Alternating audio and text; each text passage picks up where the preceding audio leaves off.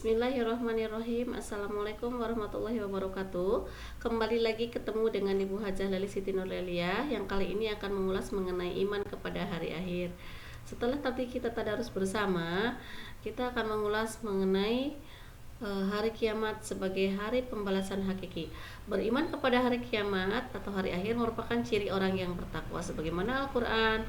A'udzubillahi minasyaitonirrajim. Bismillahirrahmanirrahim. Walladzina yu'minuna bima unzila ilaika wa ma unzila min qablik wa bil akhirati hum yuqinun. Dan mereka yang beriman kepada kitab Al-Quran yang telah diturunkan kepadamu dan kitab-kitab yang telah diturunkan sebelummu, serta mereka yakin akan adanya kehidupan akhirat. Hari kiamat menurut Al-Quran, yang pertama kiamat sugro berarti kerusakan kecil, contohnya kematian. Kullu nafsin dha'iqatul maut tsumma ilaina turja'un. Artinya tiap-tiap yang berjiwa dan merasakan mati kemudian hanyalah kepada kami kamu dikembalikan.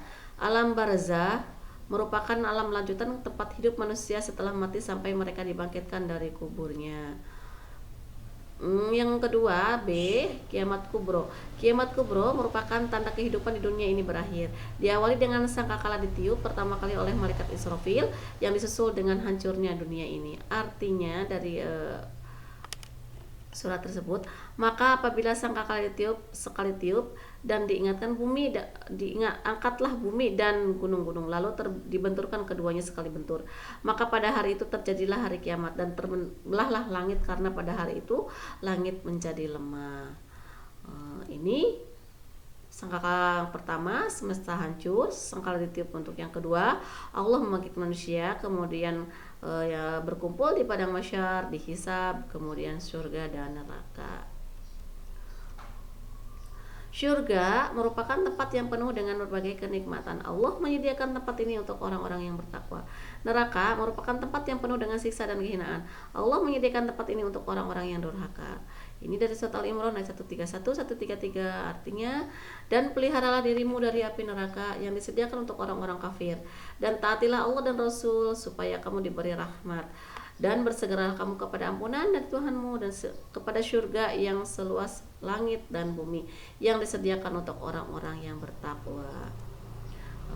Ini perilaku sebagai pencerminan keimanan kepada hari akhir. Yang pertama, senantiasa bertakwa kepada Allah Subhanahu wa taala, yakni melaksanakan semua perintahnya dan menjauhi semua larangannya. Yang kedua, disiplin dalam melaksanakan sholat 5 waktu dan ibadah-ibadah lain yang hukumnya wajib. Rasulullah Shallallahu alaihi wasallam bersabda, amal yang pertama dihisab dari seorang hamba di hari kiamat ialah sholatnya. Jika sholatnya diterima, maka diterima amal-amal yang lain. Jika sholatnya ditolak, maka ditolaklah amal-amal lainnya. Yang ketiga, mencintai fakir miskin yang diwujudkan melalui sikap, ucapan, perbuatan, dan bantuan harta benda. Rasulullah Shallallahu alaihi wasallam bersabda, setiap segala sesuatu ada kuncinya, sedang kunci syurga adalah mencintai fakir miskin, karena kesabaran mereka adalah kawan akrab Allah pada hari kiamat. Dari hadis riwayat Ibu Abu Bakar bin Lal dari Umar bin Khattab. Yang keempat, menyantuni, memelihara, mengasuh, dan mendidik anak-anak yatim dengan penuh kasih sayang. Rasulullah Shallallahu alaihi wasallam bersabda, saya dan orang-orang yang menanggung atau memelihara anak yatim dengan baik ada di syurga bagaikan ini. Seraya memberi isyarat dengan jari telunjuk dan jari tengah, dan beliau rentangkan kedua jarinya.